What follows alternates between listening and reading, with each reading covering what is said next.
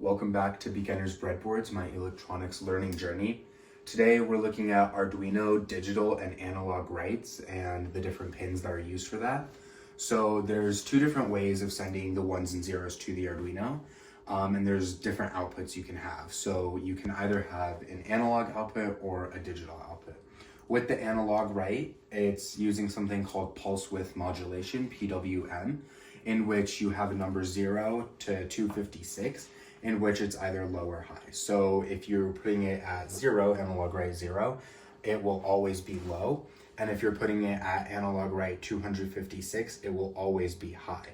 And then you can pick different numbers in between that to find when it's high and when it's low, and that's how it creates a duty cycle.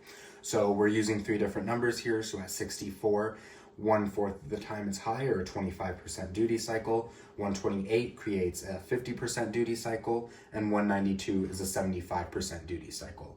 It's important to note that the Arduino has a 2 millisecond period, which is equal to 500 hertz for the analog write function.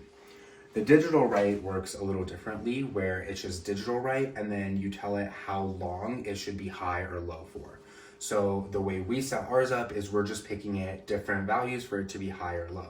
So we set it high for 1 millisecond, and then you set it low for 2 milliseconds, then high again for 4 milliseconds, low again for 3 milliseconds, or really however long you want in that. And you do this by using digital write and delay. Okay, here we see the program that we're using to show the analog and digital writes. Most important part here is the different pins we're using. For the analog write, we're using pin 3, which has the pulse width modulation. And then for the digital write, we're using pin 4, which is just a regular digital pin. The rest of this code is just the setup for how we're changing between the different numbers we're doing. And here we have the main code with our loop.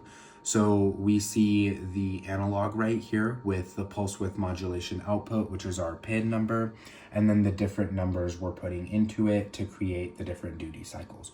Right now the code is set to 64, which creates a 25% duty cycle. Here we can see that with the yellow lines, where this bar is at 1/500 microseconds, and then you have the other three. So it's 1/4 of the period is high and low, and then the other part is low.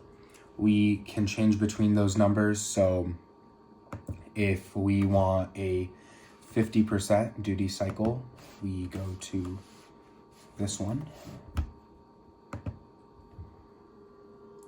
and we send that to the Arduino, and then it changed to a 50% duty cycle, where we're using the 128 on the analog write. And between that, you can keep going.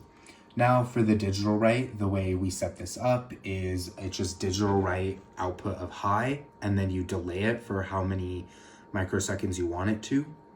So we have the digital write function. So now we're going to change it over.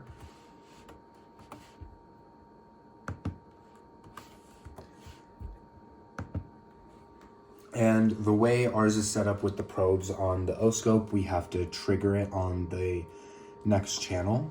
So if we move over to channel 2 on the scope, it should update.